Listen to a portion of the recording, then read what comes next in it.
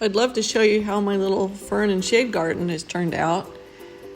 Beth and I loaded up all these plants, a couple hundred worth of the ferns, hydrangeas, all those ground covers I had shown you in the nursery, brought them back to my place, and over the course of a couple days, I planted them.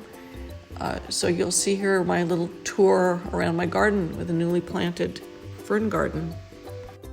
If you'd like to join me, I'll take you on a little stroll along this path. I just got to turn the camera around.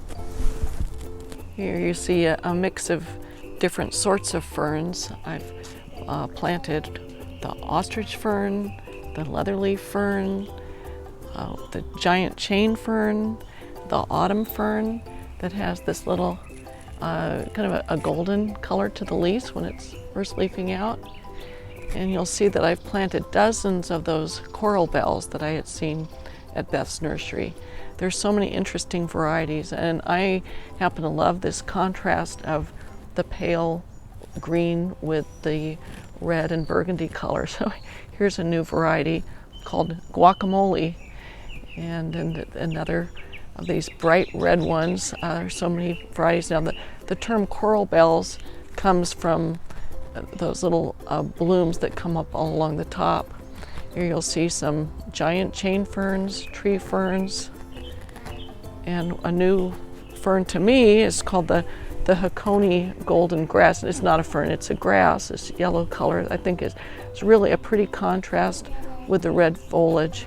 This plant is called cherry cola for good reason. And there you see the little bloom on the coral bells, even though those turned out to not be coral. I'm newly infatuated with the coral bells because of all the varieties out in the world, and it seems as though those horticulturalists had almost as much fun coming up with clever names for them as they did in creating the varieties.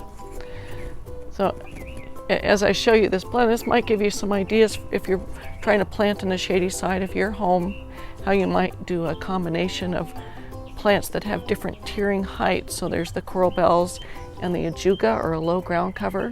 Then these ferns will get into the mid height of 2 or 3 feet high. And in that background I planted the hydrangeas, which I've just put ammonium sulfate on, hoping within a week or so I'll start to see some purple. I hope you found this little video interesting. If so, and if you'd like to learn more about garden design, please join us. I'll be putting together another episode in the coming week. If you would be so kind as to give us a thumbs up if you're interested, press the subscribe button on the channel, and there's a notification button that will keep you informed of when our next video is up. Thanks so much for joining.